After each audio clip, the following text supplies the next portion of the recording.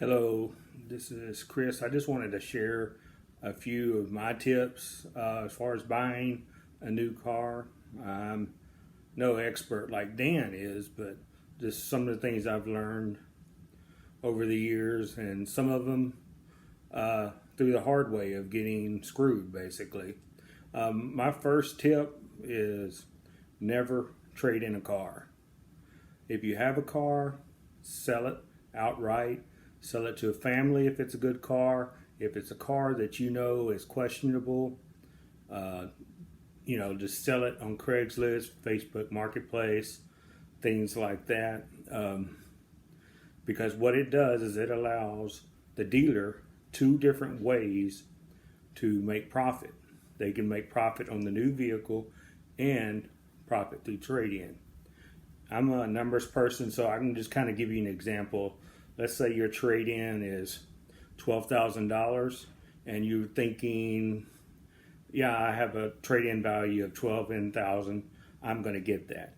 You're not. Because what the dealer does is they figure in the auction price of the car, their profit, and on top of that, they figure in their transport to the auction place if it doesn't sell on their lot.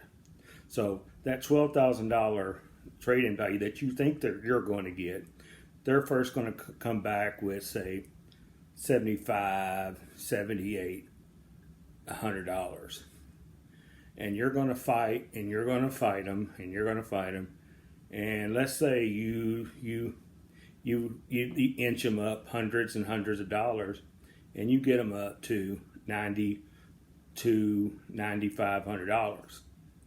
Okay, well, that's if you are lucky. Most people don't do that.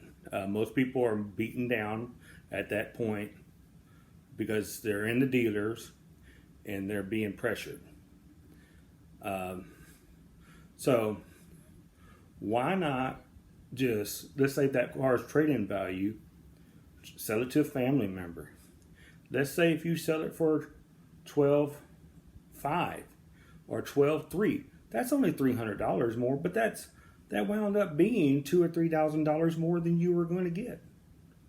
It doesn't make sense for you to sell a good car to them and let them profit on it, because that $12,000 that they actually gave you $9,300, $9,400 for, they're going to come back and try to sell that for $19,000, $20,000. So they made profit off of you, and now they're making profit off the next customer. That's how it works. My second tip is basically as far as contacting lots of dealers. Dan focuses on this, and it's very, very true. If it's not 10, 20, 30 dealers, if you're not contacting at least 20, 30 dealers, I mean, you can't say that you are even close being educated. Because what's going to happen is out of those 10 dealers, 8 of them are going to tell you they don't negotiate. Well, you can just mosey on down because you didn't fall for the trap of getting into the dealership where they can pressure you. Those 2 that out of that 10, you're going to get them to negotiate against each other. Work on the out the door price only, because dealers lie, and they lie constantly. What Dan says about not going to the dealer unless you want to test drive a car and getting out, or to pick up a car, is absolutely true. I negotiate over emails, phone if I have to, but that's the main thing. If you are in the dealership, they're going to pressure you. They do mind games, and you want to. And what's sad is you, in the end, you feel like you got a good deal, and months later you realize you didn't, because you see other people that got better deals. This comes with experience.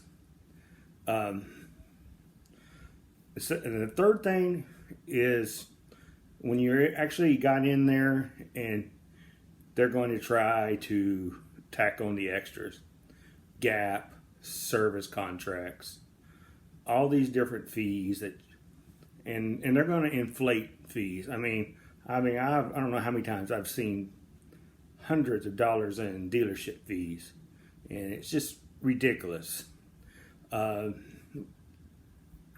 So just watch that. Watch what they're charging for every single thing. You don't need a service contract if you make sure you do your research and buy a reliable vehicle to begin with. That's the main thing. You don't need all of this extra stuff that they want you to sell you for. Oh, they'll clean your cars and like clean your shampoo and clean up after your pets. You don't need that. That's just dumb. If you just follow simple advice Dan gives you, you'll do a lot better. So you have a good day and God bless.